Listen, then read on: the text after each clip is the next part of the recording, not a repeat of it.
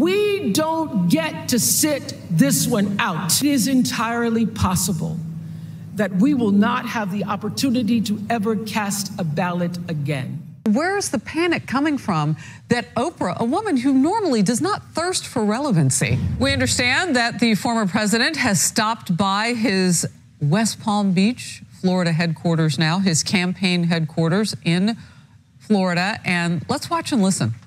We have a big day. We'll be watching, and it'll be very interesting. I hope they come up with a result tonight. They say areas that were winning big, they might not be able to come up with it for 2 days. It's just a crazy thing. And I'm really saying this more for the press than for you. They should do paper ballots, same-day voting, voter ID, and be done. One day, same day. And by 10 o'clock, everybody would be... And you know, you're talking about for 8% of the cost. It would cost 8%. Think of that. For 8%, you get a better product. But we'll have to look at it. This is the heartbeat of your organization, sir. This is a great, well, you're the heartbeat too, aren't you? What about Alex? How's Alex? Are you surprised? You're doing great, sir. You built the greatest political movement in history, and everybody here has been working super hard for you, and you're our inspiration, and we're going to bring this up today. Very nice. Thank you. It's very nice. And I hear the social media has been just unbelievable. You make it easy for us. You give us a lot of Joe content. Rogan has been just he's a great guy, and that was a big thing. And he did that. He just doesn't do that. And that he did that, I think it meant a lot.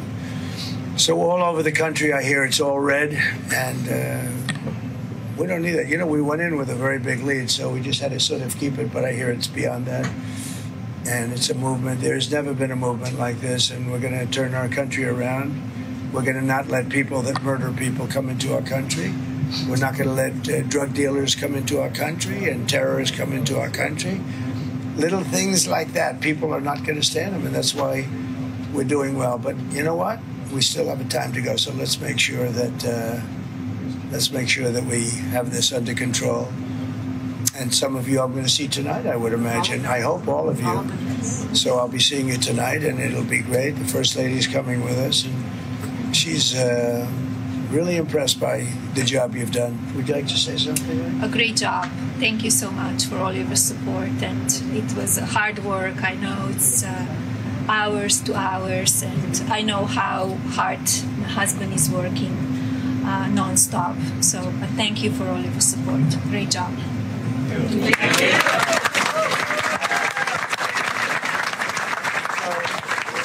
Yesterday, and the day before, you actually reminds the day before too, we did a lot of rallies, and they're big ones. We did full rallies as opposed to, so we got in about 5 o'clock in the morning. We left Michigan. I think Michigan's going to be great, especially since we killed the biggest factory that ever auto factory that I think anywhere at any time, which would have, destroyed them. And we did that without being president. So that was a big thing. But I think Michigan's going to be good. They're all looking really good. Susie, I can't think of anything. I'm hearing any weaknesses, right? Not What do you think of Susie? Would you say good?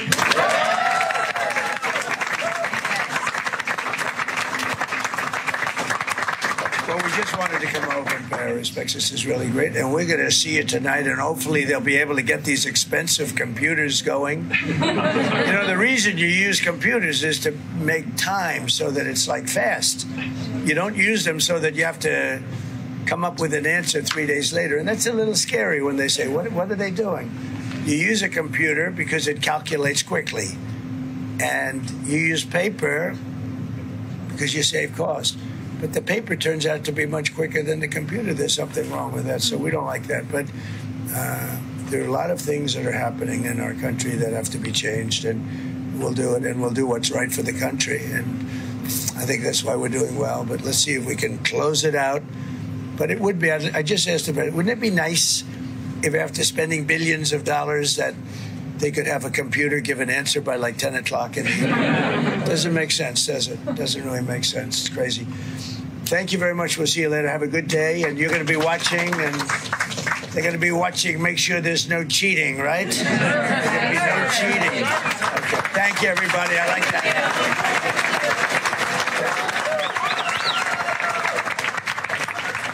So the former president going by the headquarters in West Palm Beach, Florida, to thank all the people who have gotten him here this election cycle with their messaging, with their energy, with their time with voters.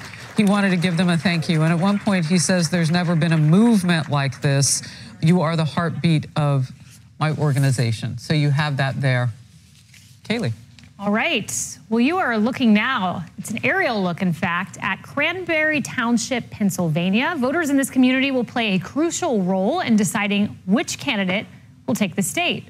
And on a stage in Pennsylvania last night, I couldn't believe this, Oprah Winfrey added her voice to the unhinged hysteria that Trump is a threat to democracy. And if you are watching or hearing me right now and you haven't already, you have got to vote. And listen, I know that some of you are feeling burnt out and bruised and maybe inconsequential. Nothing could be further from the truth. We don't get to sit this one out. If we don't show up tomorrow, it is entirely possible that we will not have the opportunity to ever cast a ballot again. We won't ever vote again if her side doesn't win. I mean, that's crazy. We will have another election, as we always do, 4 years from now. If she's talking about the women vote, not sure exactly what she's talking about there. We have a 19th Amendment in this country. And the chances of overturning that, Jonathan Turley, I saw this morning, and I just thought we could fact check Oprah, so let's pull it up, constitutioncenter.org. And simple odds, the chance of any constitutional amendment being repealed would be roughly the same as a person living to 80 years old being struck by lightning during their lifetime. Unlikely, Jonathan Turley. Yeah, the problem is that we've seen this before. You know, in The Indispensable Right, this book I just finished, I go through the periods of rage politics, rage rhetoric. We've had it before. You know, it's not unique. But what people don't admit is they like the rage. You know, it's contagious. It gives you a license to say and do things you wouldn't say or do. Oprah is the latest voice in this panic politics. And it's losing its resonance with people. You know, this country has been through over 200 years of strife, wars, depressions, things that would reduce most countries to a fine pumice. And we are still here because we have a system designed to survive. And right. It's really troubles me deeply to hear people, smart people like Oprah, fueling this hysteria instead of telling people, look, we're going to be okay. You know, that we have something unique here. We are unique as a people. And let's have this election. Let's feel the passion. But let's come together as we always have. In order for the United States to end up where Oprah says we are going, you would have all three branches fail together. Every operative constitutional officer decide he's going to embrace despotism, and you'd have the rejection over 2 centuries of history. Now, that doesn't strike me as being particularly likely. Not likely at all. You know, the home of rage rhetoric, as you mentioned, is The View. And Joy Behar, I'll never forget when she suggested Trump would overturn Brown v. Board of Education. So we'd go back to segregating classrooms based on race. Never going to happen. Also on that show, I want to play the First Lady Jill Biden echoing what Oprah said, although in advance of Oprah. Listen.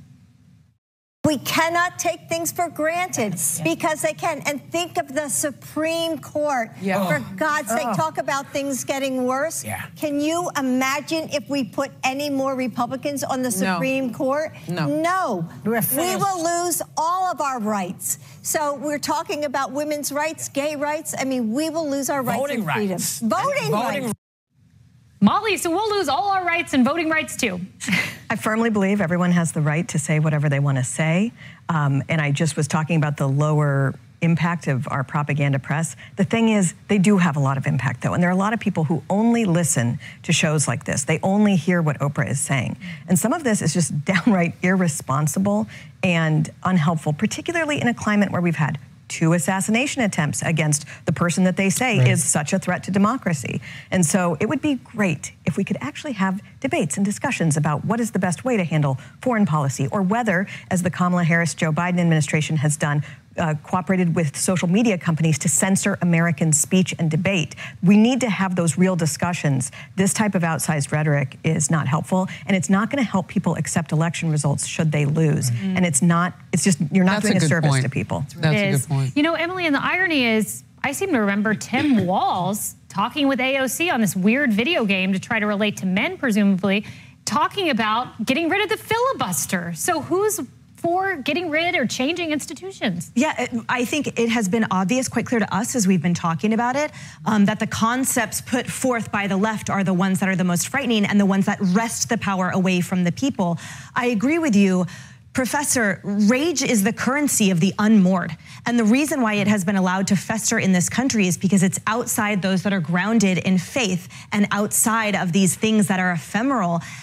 I believe very deeply that actually rights have been totally at stake, but here's why. It is the Taliban, for example, that has removed the rights of women to vote, of girls to go to school, and that occurred in the dearth of leadership there under Kamala Harris's watch. So the irony to me is, as we see this hyperbole coming from those figureheads on the left, the reality is that that is facing humans right now. Those things are facing our allies, people that we abandoned under Kamala Harris's watch. You know, they talk about the sky falling with climate change. It was Oprah Winfrey who cleaved the Hawaiian island for the freeway to her house. Like the hypocrisy, the deep rampant hypocrisy of this administration and the left, but twisted in the mouthpieces of this to fearmonger that it's President Trump who would somehow take away everything from us when that's the opposite of what would happen, is so deeply disheartening to me, for the reason that there are in fact people who do listen to that drivel, but I hope not today. I hope today the truth succeeds. And after shouting fascism, I just want to say Kamala Harris chose to close on what she would describe, I think, as a high note by not mentioning Trump, but maybe she should have had a word with her surrogates.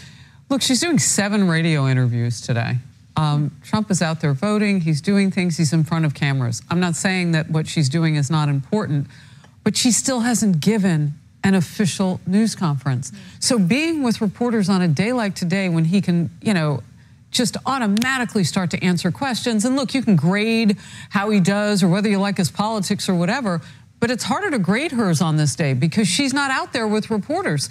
So those 7 radio interviews, my ignorance is, I don't know how many questions they'll ask her and how many of those are by reporters, but I do know that they'll be in communities where perhaps they're not reaching quite as many people as Joe Rogan's podcast. And the curiosity that you talked about there. And as far as Oprah's concerned, look, I think you hit the nail on the head, Jonathan Turley, as you are wont to do. I feel panic. And we don't know how this will turn out. So I want to ask now, well, where is the panic coming from that Oprah, a woman who normally does not thirst for relevancy, like she's got, you know, her name on her own magazine, she goes on and on and on in media. She doesn't need a moment like this. What is causing her to panic and say democracy will fall, republic will fall if you don't vote our way? I don't understand it. But